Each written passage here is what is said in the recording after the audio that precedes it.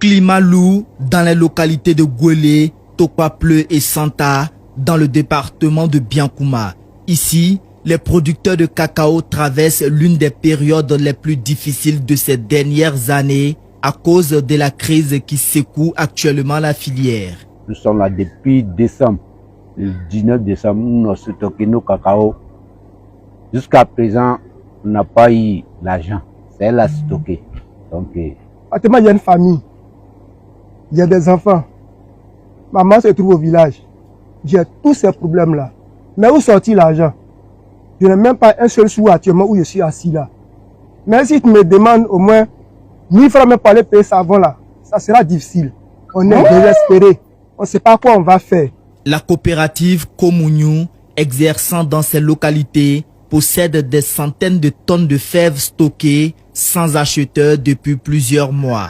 Les magasins débordent, les sacs sont entreposés dans les habitations, parfois même à l'air libre, exposant la récolte aux intempéries, à la dégradation de la qualité et ouvrent la voie aux acheteurs clandestins, proposant des prix largement en dessous du tarif officiel. je dis bien le cacao qui a été pris au magasin par certains planteurs est dû à la nervosité. Sinon, le cacao est dans les maisons. Oui, nous avons constaté que le cacao, puisque les magasins sont pleins, les planteurs ont gardé le cacao à la maison. Donc l'urgence d'enlever ce cacao-là. Parce que bientôt, on va rentrer dans la pluie, la saison pluvieuse, et le cacao peut avoir un problème de qualité. Cette paralysie du marché fragilise l'économie locale, les revenus sont à l'arrêt, les charges s'accumulent et l'inquiétude gagne les familles qui vivent essentiellement de l'or brun. Je n'ai pas de livre de sciences, je n'ai pas de livre de lecture avec maths. Parce que mon papa dit qu'il n'y a pas l'argent. Il fait chiant de cacao. Je n'arrive pas à lire à la maison. Je n'arrive pas à lire à l'école. La nourriture à la maison, ça fait défaut. Souvent, il vient matin, le soir, il n'arrive pas à venir. Demain, quand tu lui demandes, il dit non. Ah, je suis parti, il n'y avait personne, monsieur, je n'ai pas mangé. Il y a beaucoup qui viennent en Bulgarie, d'autres même, ils sont découragés parce que quand ils viennent voir leurs camarades bien habillés, et aussi ils ne sont pas bien habillés, ils se sentent frustrés. Parce qu'il va venir toujours avec la même tenue, et puis c'est ça. Le 17 février dernier, une mission conduite par le PCA de la coopérative Komouniou, appuyée par le conseil du café cacao, s'est rendue sur le terrain pour évaluer la situation et échanger avec ses producteurs. Objectif, faire le point des stocks et rassurer ses producteurs sur les démarches en cours. Nous sommes dans la session de Gouélé aujourd'hui avec le conseil café cacao, constater le stock de nos producteurs. Depuis décembre, on n'a pas fait d'enlèvement ici. La session est restée bloquée, le magasin est plein et les producteurs sont en difficulté. Donc il fallait qu'on vienne aujourd'hui à le conseil pour venir constater. Dans l'ensemble de nos sessions, on a un stock de près de 6 remorques, 6 chargements. Il y a un qui est parti, donc actuellement c'est comme c'est 5 qui est là.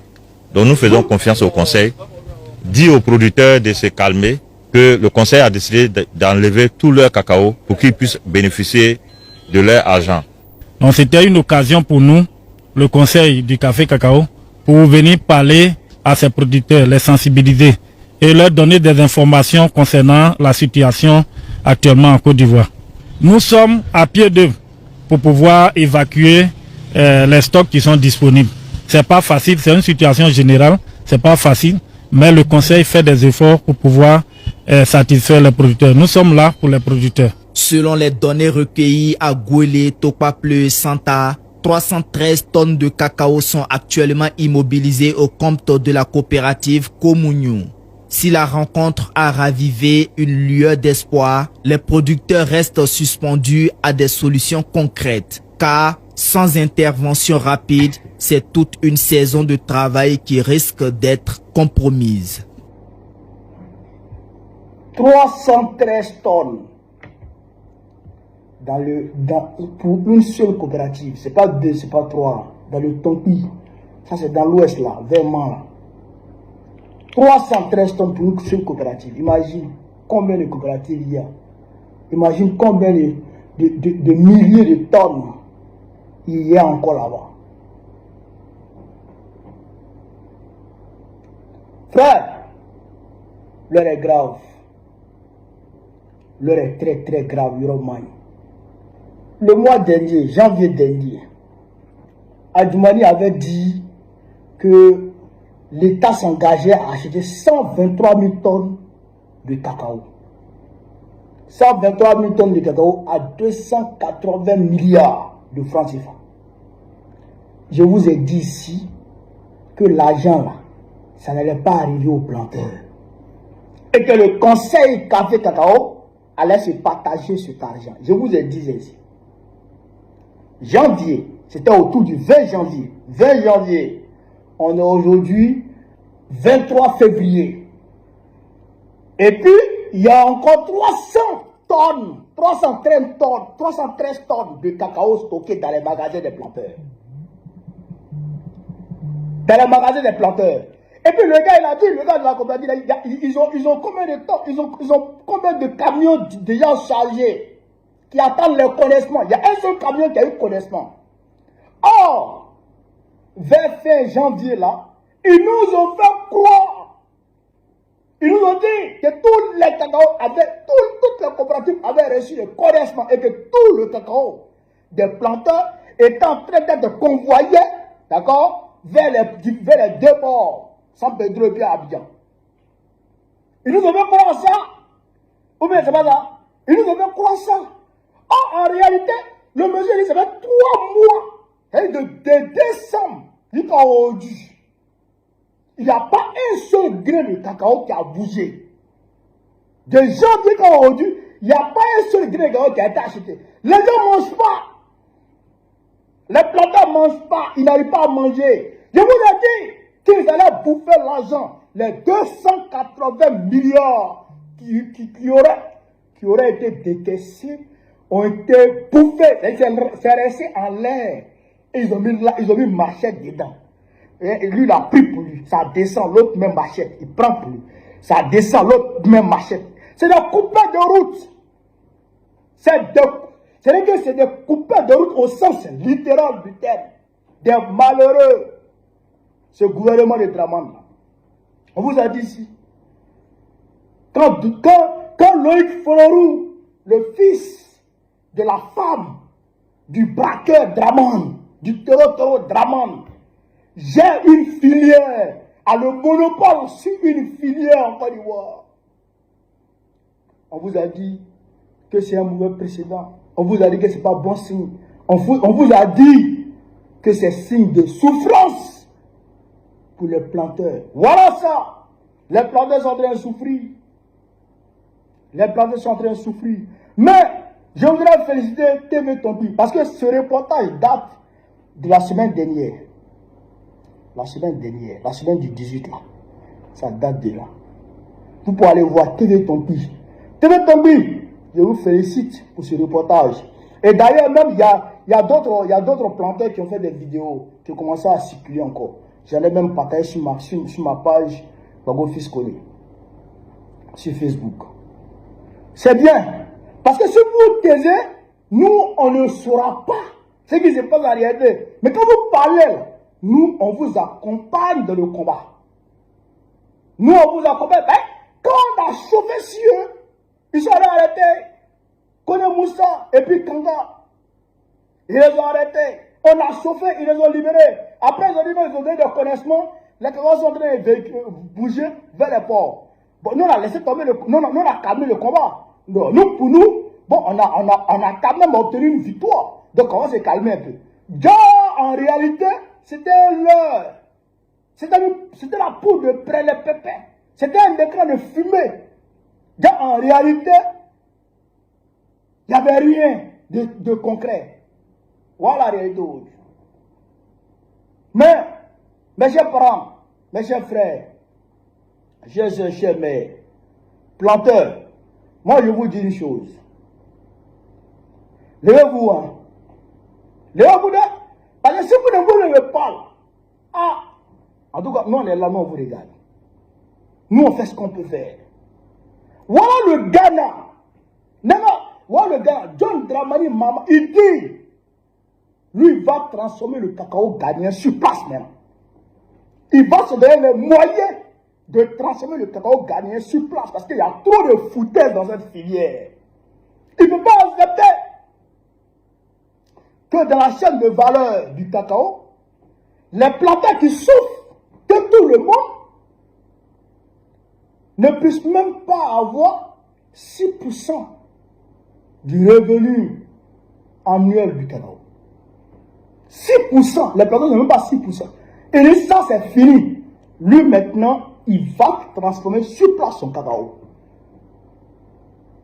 C'est ce que qu'on ne peut pas faire. C'est ce que nous on ne peut pas faire. Quand tu parles de ça, les gens disent, mais tant que ton enfant là, il mange chocolat, quand tu manges chocolat combien de fois? Des moutons notoires.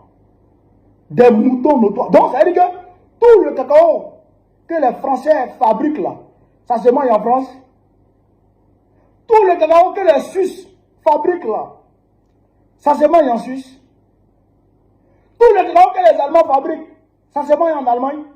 Vous ne voyez pas de cacao dans vos supermarchés en Côte d'Ivoire? Ça veut dire que tu peux fabriquer le cacao en Côte d'Ivoire, tu peux fabriquer le chocolat en Côte d'Ivoire et puis aller vendre ça ailleurs. Tu fabriques ça et puis tu vas vendre ailleurs. Si tu n'achètes pas mon chocolat, je n'achète pas pour toi. Si tu refuses que mon chocolat rentre chez toi, ton chocolat ne rentre pas chez moi. Ton vin ne rentre pas chez moi. Ton poulet ne rentre pas chez moi. C'est ça aussi la mondialisation. Si tu vends chez moi, je dois pouvoir le vendre chez toi. Si tu refuses que j'aille vendre chez toi, alors tu ne vends pas chez moi. Attiqué qui est attiqué là. Attiqué qui est attiqué là. Made in Côte d'Ivoire. Même quand Chinois fabrique attiqué, s'il n'a pas mis Made in Côte d'Ivoire, ça ne marche pas dans les supermarchés en France. Même quand Chinois fabrique attiqué, s'il n'est pas Made in Côte d'Ivoire, ça ne marche pas. Personne n'achète parce que tout le monde dit que l'attiqué, c'est de la Côte d'Ivoire va bien. Mais les Chinois se tapent des milliards, des milliers de milliards dans l'attiqué de Côte d'Ivoire.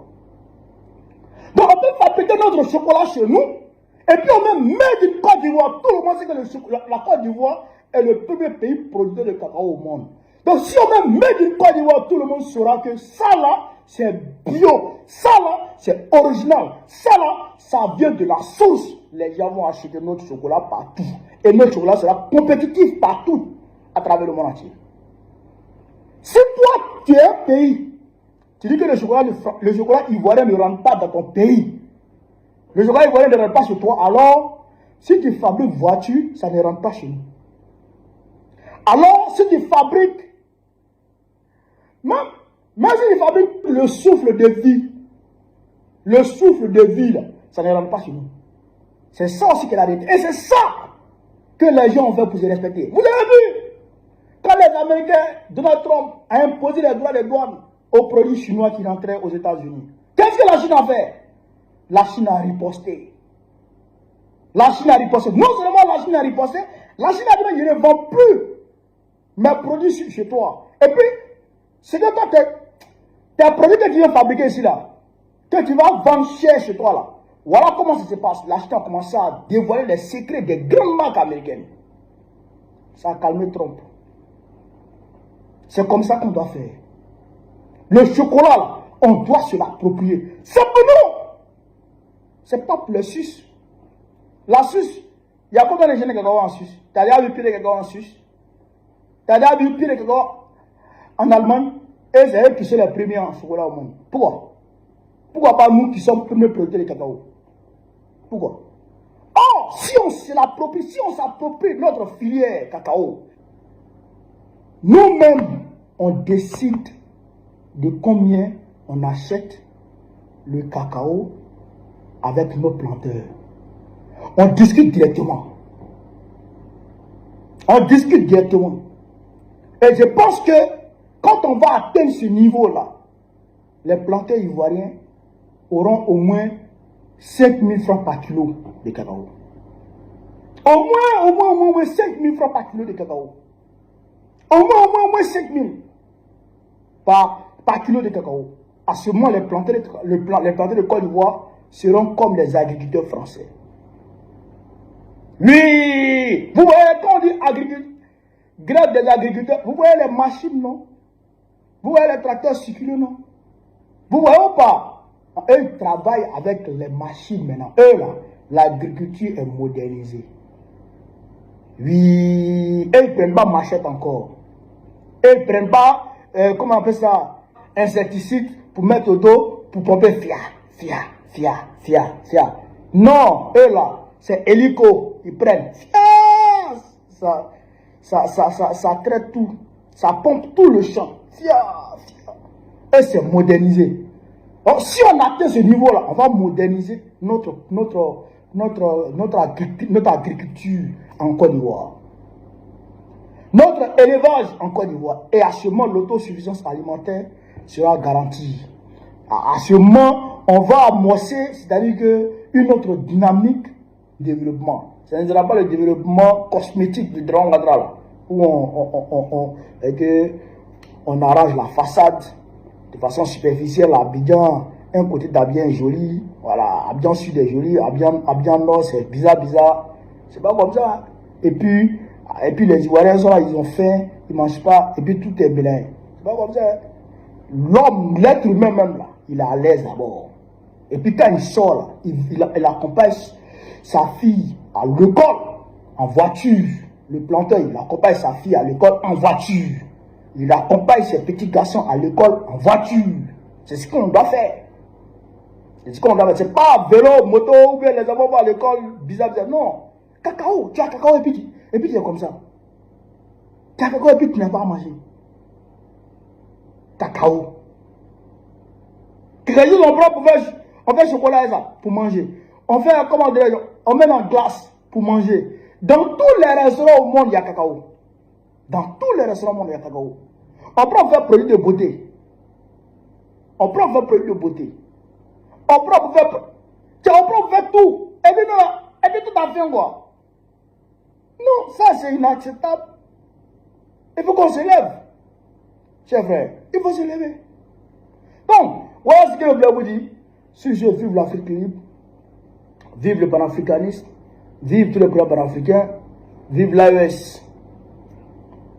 Babo présente très prochainement, Inch'Allah. Bon, nous sommes déjà à la fin de la vidéo. Donnez vos avis dans les commentaires. N'oubliez pas de liker, partager, commenter la vidéo. Partagez la vidéo au maximum. Ciao.